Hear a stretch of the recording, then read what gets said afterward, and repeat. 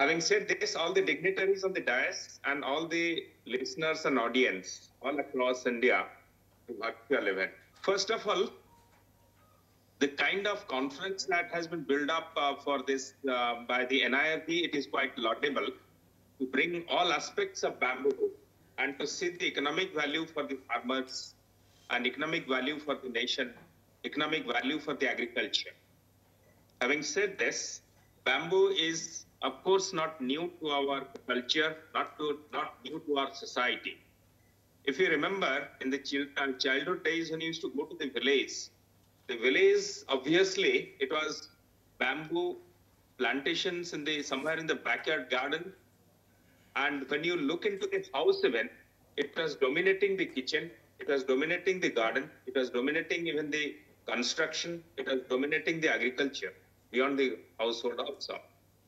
If you looked at kitchen, well, you had bamboo shoots or some kind of recipe. You could have bamboo shoots pickle. Then you would have seen in the household the baskets, bamboo baskets they used to prepare and store the stuffs, whether it is rice, pulses, or any other thing. Even for the clothes, the baskets they used to prepare, even the boxes they used to prepare out of this bamboo. And I've seen in the kitchen the measuring equipment from the bamboo, that is the hollow bamboo, when they used to measure half liter, 1 liter, and they used to keep that in that for use of that oil, edible oil and other things. Very interesting thing. I still remember my childhood days when the grandmom was to say that they used to hide the dry fish. I belong to Odisha. Inside the bamboo because they will hide from the cats. So it has a different kind of value and connotations. The dry fish could be hidden inside that bamboo pole inside and hidden away from the cats because it has that kind of functionality in this. If you look at this in the gardens, there is these vegetables like cucumber and others which are creeper type. So for that, the pole used to be the bamboo. This support, stanchion support used to be the bamboo. Without bamboo, the productivity used to be very, very low. A lot of these vegetables, different types of vegetables which are creeper type, they used to be put on that entire platform, bamboo platform, so that they used to grow and the beautiful elongated vegetables used to be grown in that. So having said this, in terms of the houses, the straw houses, the frame used to be the bamboo. Well, of course, the modern days, it may not be exactly looking so beautifully, straightened bamboo. But in those days, with the kind of traditional knowledge, they used to use the bamboo, which used to last pretty long for the construction activity. Even on the walls, on the earthen walls, they used to put the bamboo instead of rods, because those days there are no rods. And the bamboo used to be there where they used to construct the houses. So if you look into this, bamboo was also used at sometimes as implements. When the mechanization was being developed from Sumerian era, at certain point also bamboo played an important role in that agriculture implements and this thing. And even the leaf was used as fertilizer for improving soil organic carbon, particularly. Having said this, now we have seen in the modern days the development of the bamboo into paper industries. You use the bamboo for the paper industries, though in India, we face that great challenge of the bamboo, the almost 10, 12 varieties of more than 150 varieties that is grown in India, those major 10 varieties that we are promoting all over India. The silica content being very high, we are not being able to use them in the paper industry, but in the foreign countries, they have a great use of this bamboo in the paper industries as the pulp and for preparing the paper. So if there is a R&D, particularly, I think paper industries can be turned around in India because India is the second largest producer of bamboo behind China. Construction industry, of course, CPWD has already accepted standards for construction for almost 8 items. Something like your good window panels, floor tiles, particle boards, and even panels and even the ply sort of things which can be used now in the construction material as construction material in the central government buildings. I mean, many of the CPWD standards are accepted by the states, so obviously states will be able to take it forward. Now, if the awareness increases, this will really help, because this construction material, when actually the bamboo is used as construction material, currently, which is not the case in large number, that is, I'm talking about in the urban sphere, it will change the income pattern for the farmers. From selling the raw bamboo, they can sell the engineered bamboo even, because engineered bamboos are good for construction, for which, if you must be knowing that the Bangalore International Airport, the Garden Airport roof, they are designing on the bamboo segment. In fact, this is nothing new, but even internationally, the bamboo has been used in international airports such as Madrid in Spain, where they have used it. So, had it not been a good construction material, probably the world would have not have looked at it. But question is that what variety? What variety and what cost? Because Chinese have been promoting one singularly major variety, that is Mojo, whereas in India we have varietal issues. We have different varieties. So the wood and the pulp content is very, very important for such bamboo varieties. While the Mojo has both wood and pulp content, which is very, very good. In India, some of the varieties are either good in wood or some in the pulp. So obviously, our research have to take care of the varietal development to compete with the Chinese, because even if we are the second largest producer, even Vietnam, which is the third, they are much more present in the export market. India, we need to develop the export market. So for that, varietal research, product development research has to be done very clearly. The other new area which is coming up is the bioethanol. That if you look at the bioethanol development, even within India, in Assam, bioethanol refinery in Assam. So it is a kind of, I'm told it is a Finland-based technology which is being now tried in Assam, where they'll be blending bamboo for, bioethanol productions and blending with the, fuel. So to almost 10%, which they are aiming at. So if you are able to do it, they are planning to start that production from 15th of August. And in anticipation of that, the refinery, they are entering into agreement with the northeastern states for supply of the bamboo. So that is one area we are looking at very intensively, that if we can have at least 10%, which even they are aiming to increase that percentage to 20% blending. So if that can work, then certainly I think the farmers are going to benefit, because bamboo is grown widely. Only varietal issue is there. We'll have to take care of that varietal issue.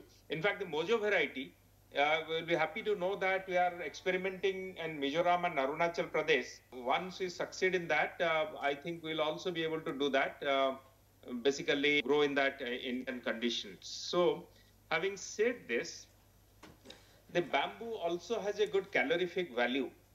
If I remember Pasa Patelji telling me one day about use in the steel factories in Maharashtra, where it is used in the boiler to generate that heat, particularly for the required for the steel production.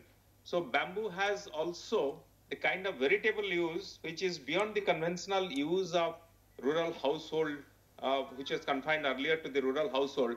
Now it can be used in the industrial setup to do that. Another issue is this, the carbonated charcoal. There is a huge demand of carbonated charcoal outside in the international market. Charcoals are used as a good filter material, both for air filter and the water filter. And there is a huge demand with the Chinese players are actually dominating in that global market. I think if in India, we are able to really come up with that segment, carbonated charcoal segment, I think we'll be able to improve our export basket percentage in the global export basket. So having said this, what we need to do that is certain amount of innovations in our thinking process, our activities is required. As far as Government of India is concerned, beyond this National Bamboo Mission, which I need not repeat because you must have spoken in this 2 days conference, what we are doing is we are now looking at that canvas for aggregating the farmers into the collectivization through APO formation, farmer producer organization formation, so that the production, harvesting, processing, marketing gets a boost as a collective, reducing the production cost, reducing the marketing cost, and having a better access to the technology for value addition, so that they are able to market it as a kind of group with a good economic strength. So that is what FPO has been one of the good institutional innovations that we are bringing into this sector. So to promote this sector very clearly. The other, of course, is that ENAM, the market linkage, is very, very important within domestically. At least if you have not come to the global market, we are not a big player in the global market with a very small fraction. At least within the domestic market, we need to connect the foreign markets within domestic, because India is a good consumer also. So for that, in ENAM, we have brought in now bamboo as one of the, we have developed the credible parameters, and we have given it for, put it in ENAM, so that the farmers locally can upload his produce from the local market or from the FPO collection center, and still the traders from far up places can pick up that. So virtually, without moving bamboo physically to distant market, the farmers will be able to trade that. That's a futuristic value chain development which we are actually looking at this thing. The other development which is happening is the Agriculture Infrastructure Fund, and I see a huge enthusiasm amongst the younger generations to take up bamboo as a kind of craft to market it. So we saw some of these investors from Uttarakhand coming up with assistance under AIF to promote bamboo sector by themselves. In fact, they are very, very well educated. Even I will say that one of the promoter is educated abroad in USA and has international experience. He's been working on that. Having said this, we are also looking at, in the Northeast particularly, a bamboo park, like your mega food park.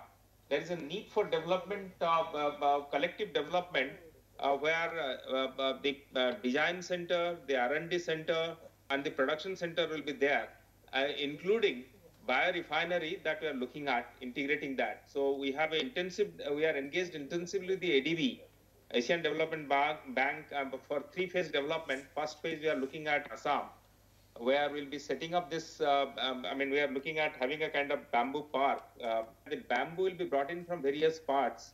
And here there will be design development center, there will be value addition facilities, and also supply to the biorefinery, as well as engineering, production of engineered bamboo and other things. Even the lifestyle products, because if China today is dominating the world market, it's also they are having an excellent design on the lifestyle products, which is fantastic. Even the ladies' bag, purses, jewelries, and other things.